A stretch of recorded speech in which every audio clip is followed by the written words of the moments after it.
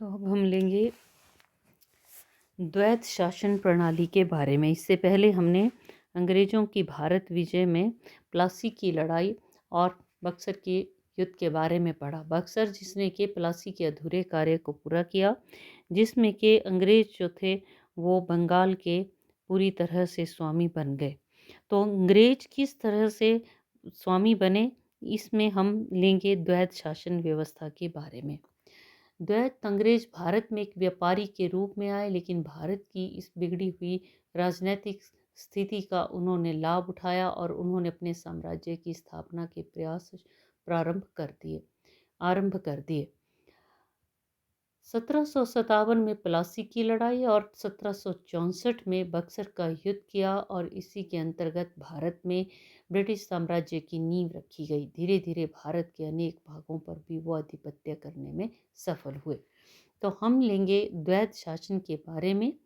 British India east India company जो थी प्रारंभ में एक व्यापारिक संस्था, लेकिन परिस्थितियों के कारण वो एक राजनैतिक संस्था बन गई, यानी कि बंगाल की जैसे समृद्ध प्रांत की स्वामिनी बन गई।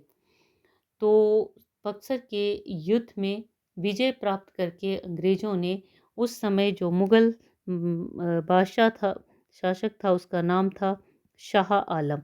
तो मुग़ल शासक जो शाह आलम था, शाह आलम के साथ उन्होंने जो संधि की वो थी इलाहाबाद की।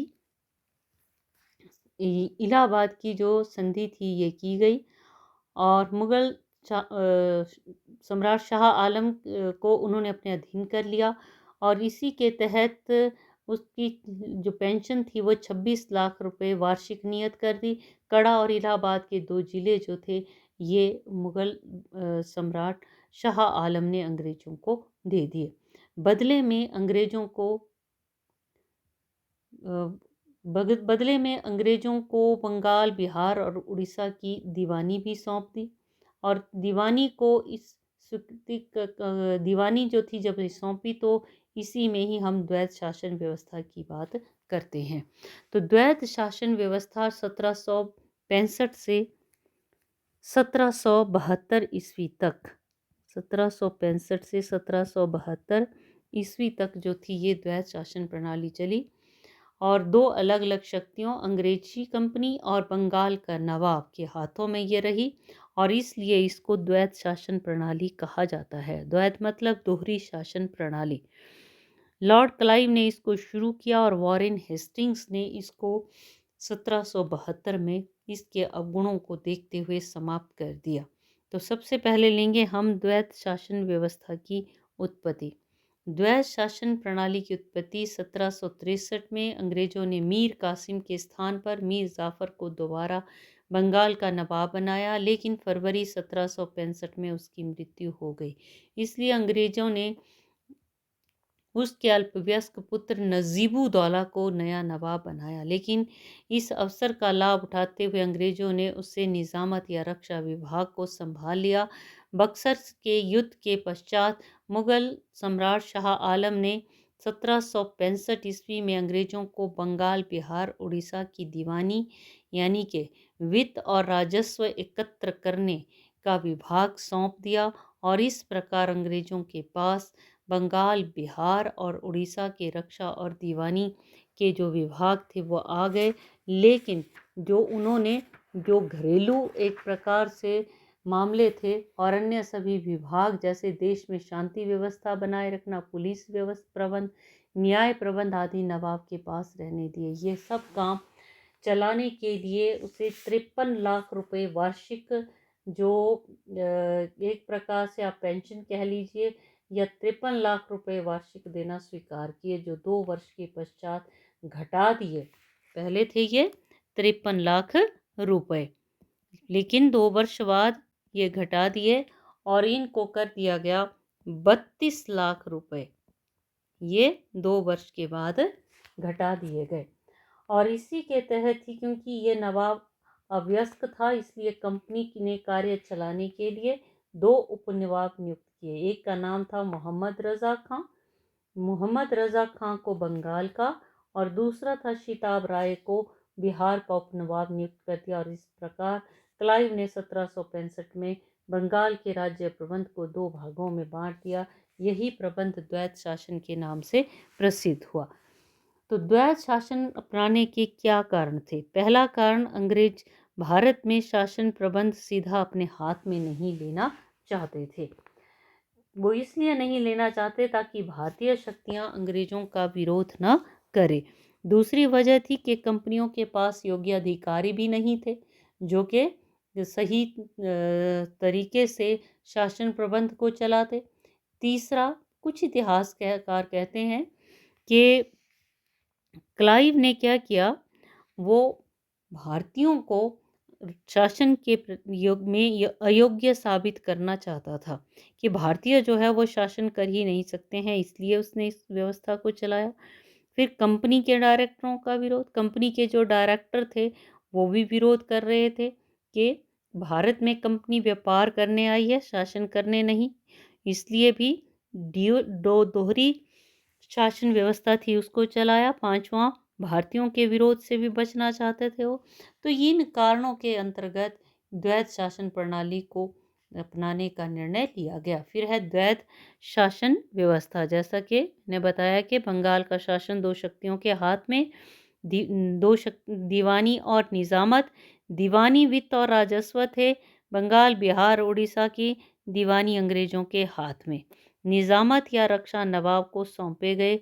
नजीबुद्दौला जो अवयस्क था, उसके मदद या सहायता के लिए 2 उपनवाब मोहम्मद रज़ा और शिताब राय को नियुक्त किया गया। नेक्स्ट है इसके गुण।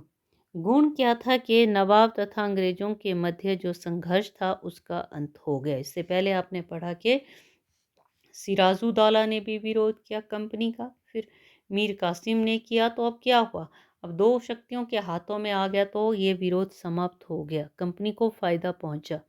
दूसरा, भारतीयों के विद्रोहों से बचाव। अब भारतीय जो थे वो विद्रोह या विरोध कर रहे थे तो उससे भी बचाव हो गया। तीसरा, मराठा विरोध से बचाव। मराठों का जो विरोध था उससे भी अंग्रेज बच गए। अब वो अगर कुछ कहते तो वो कहते कि भाई हम तो शासन कर ही नहीं रहे हैं, हमारे हाथ में तो क्या है, दीवानी है, बाकी तो जो नवाब है वो देख रहा है। चौथा, कंपनी को आर्थिक लाभ। कंपनी को भी इससे आर्थिक लाभ पहुंचा, कुछ भी उसको खर्च नहीं करना पड़ा, ना तो उसने अपने अधिकारी लगाए, सीधा उनके हाथ में जो था जितना भी जो वित्त संबंधी भाग था वो उनके हाथ में पहुंच रहा था, तो उनको काफ़ी लाभ इससे आर्थिक तौर पर पहुंचा। और इस तरह से कंपनी के डायरेक्टरों ने अपना सारा धन व्यापार की ओर लगा दिया और बाकी का जो शासन प्रबंध था सारा भार उसका नवाब के कंधों पर डाल दिया।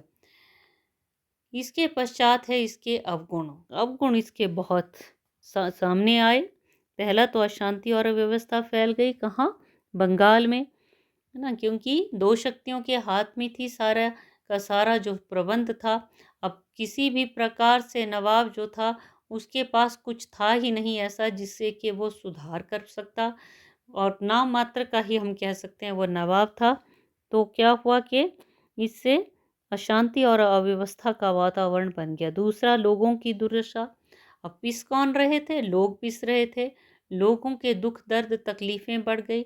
नवाब और अंग्रेज़ों के जो अधिकारी थे दोनों ने लूटना शुरू कर दिया लोगों को।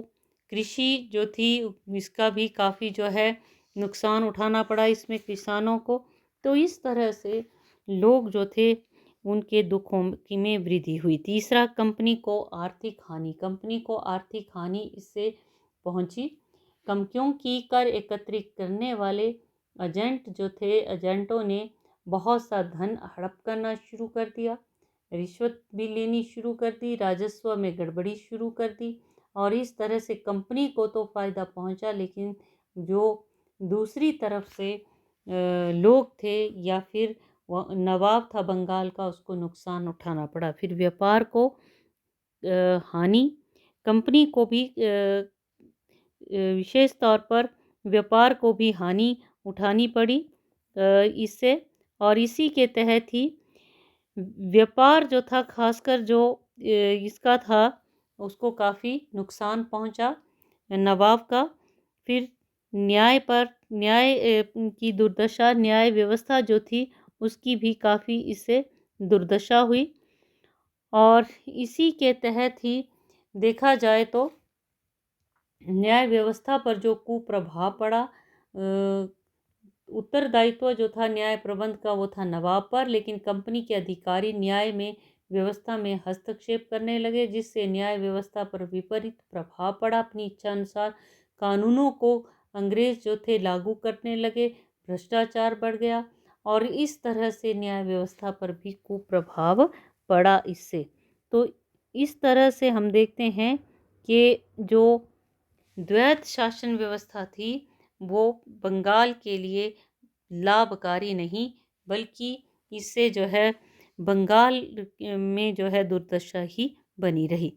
तो बाद में आगे चलकर 1773-72 ईस्वी में इसके अवगुणों को देखते हुए वॉरेन हेस्टिंग्स ने इसको समाप्त किया। बंगाल, बिहार और उड़ीसा में द्वैत शासन क्लाइव जो 1765 से 67 तक, वरेलस्ट 1767 से 69, कार्टियर 1769 से 72 के काल में ये चलता रहा। लेकिन समय के साथ साथ इसमें बुराइयां जो थी ये रंग लाने लगी और अंत में इसके अवगुणों को देखते हुए 1772 में वॉरेन हेस्टिंग्स ने इसको पूरी तरह से समाप्त कर दिया। तो ये था द्वैत शासन प्रबंध या व्यवस्था।